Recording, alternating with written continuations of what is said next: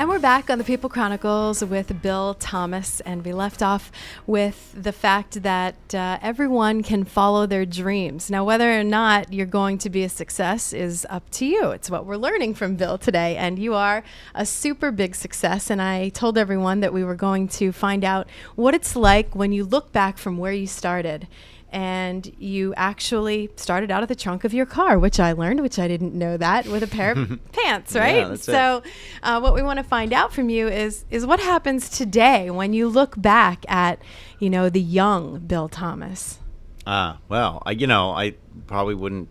I don't think I'd change too much. It's. And that's I good. really Not a lot of thought people can about say that. Yeah, well, I don't know. I wouldn't change. I think that you can look back over 20 plus years of, the mistakes you've made or the things you didn't do or should have done. And, if anything, I think sometimes it's just a matter of acting on something sooner than you think you need to act. That probably is, with us and in our product line, it's, adding fits to the fit story or adding new fabrics or doing something to the product line sooner is an example of that. Not just because you're being successful at any one given time, you also have to not sort of lock into what it is that you're doing so much that you can't adapt it or evolve it. It doesn't necessarily need to be changed. What you're doing or your formula doesn't have to change, but it does have to evolve and adapt. So I think there are times that we could have adapted a little bit quicker in our product line, but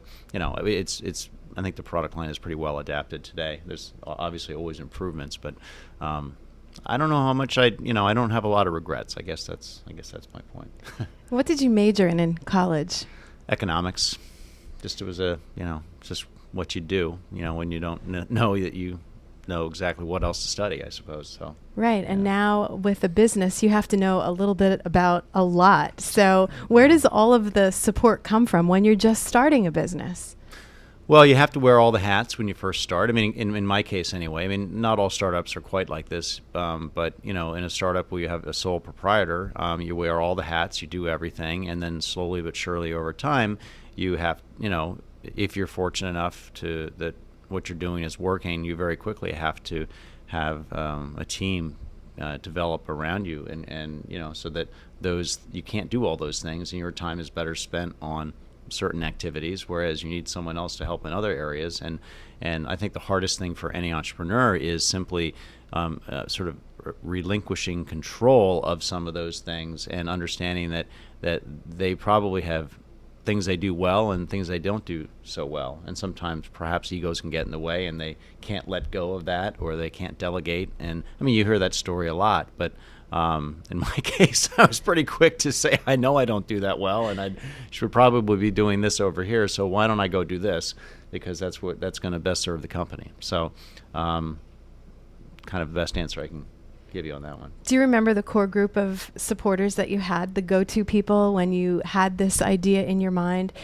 Who were the people that helped you out the most? Whether it, maybe it or some of your peers at school. Hey, I need you to sell a couple of these for me. Oh, yeah. I guess it's the customers that become initially, in the very beginning, it's those people you sell to that you sort of look for.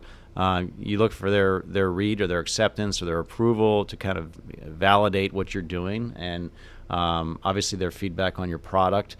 And as your company grows, or as a company grows, and as the organization grows, certainly, I mean, more than anything, personally, I was remarkably fortunate and blessed with friends who really kind of fell into the fold and joined forces with me and shared in the vision for the company. And that core group is still there today. Remember, we're still believing, we're still doing, and we still have a lot of work to do. What about family members when you were growing up? How was that? Were they kind of, no, you don't want to do that? Did you have any negativity coming at you, or was it, you go for it, you can do this, you've got it? Well, mainly my mother was the only real, my sister was, and sisters are much older than I am. So I wasn't living with them per se, so they couldn't really pass judgment on it. My mother was always very supportive. She was a sole proprietor of a small advertising agency and that she had in Reading, and Interesting. she was always a supportive of what it was that I wanted to do. So she wasn't the kind of person to really question me too much. Did you ever think that it would be here in Reading that you would continue to have Bill's Khakis, or did you want your business to go elsewhere, or did you just want your this is where I'm staying, this is home, this is it?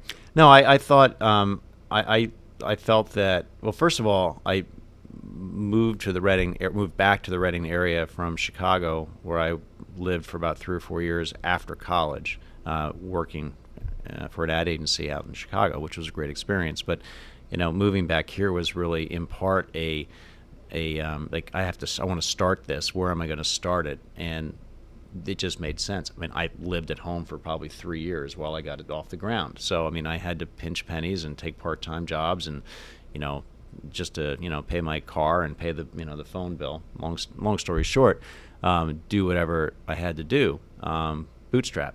So that's what people like to hear. Yeah. You have to do what you have to Yeah. do to get where you need Right. to be. Right. So I moved back here. I also felt that being in downtown Reading was important. My mother had an office there, which made it convenient, but I also felt that I wanted the brand to really represent, sort of, and celebrate the industrial heritage of America in some way, and Reading sort of represented what that's all about. And I think that people need points of light to be able to point out and say, look what this guy's doing over here, and everyone needs to be able to point out examples of reasons why they should have faith and hope that you can get up and go out and do what you want to do in this world, in this country, and that's what makes it great.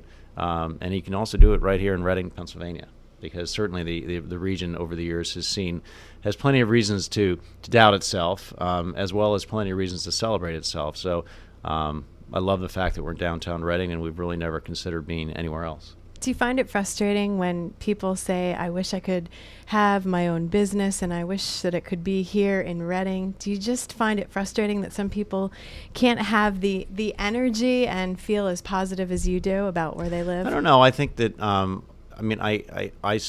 people's lives can be complicated and they're not all that simple. I mean, I started the business when I was 26 years old, and I didn't have any responsibilities other than to myself, and I knew that I was in that part of my life where it's just me, and I don't have to support a family. I don't, initially I didn't even have to support a roof over my head because I could I could actually live at home. It all worked out. Yeah, exactly. So, but it was what I wanted to do. So to me, it was my mountain to climb. I wasn't making a sacrifice. I think probably people kind of looked at me kind of sideways, like, why is he moving back from Chicago? He's got a great job out there. What's he doing? All this stuff. And it made perfect sense to me what I was doing.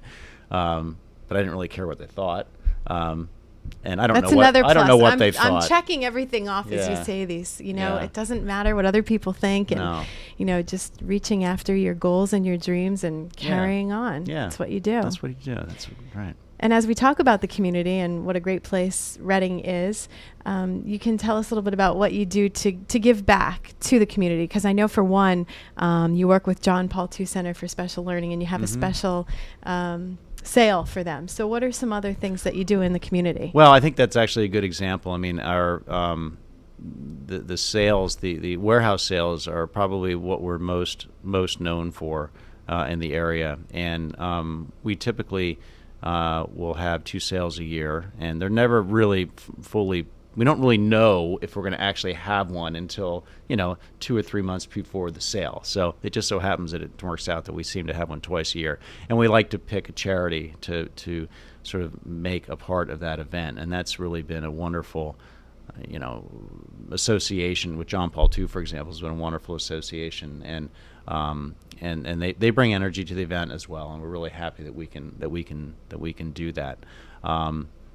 So as it relates to other things in the community that we do, gosh, it's I think about my time. I think about how, if you're working really hard, it makes it, sometimes you want to do more than what you really can do, and that's God, we never do enough. The most we can do right now is have a successful entity in downtown Reading and make it a great success. And that's what we're trying to do. Good things come from that. We would love to be in a position to do more, and certainly will as time goes on.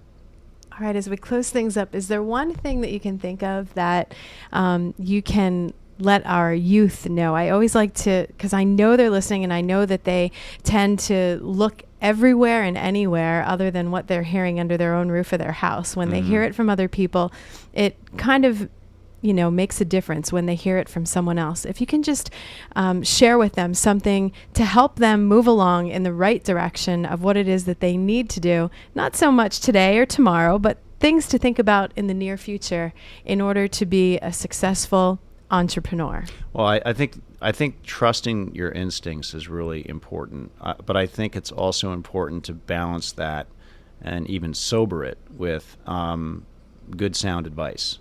And I think the sound advice is what's hard to come by because, when I sought advice early on, typically, in general, you're getting someone who has their own perception of.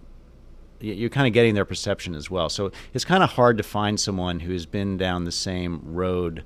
Any one given entrepreneur, it's tough for them to find someone that has been through the same type of experience or is trying to start a business in the same industry.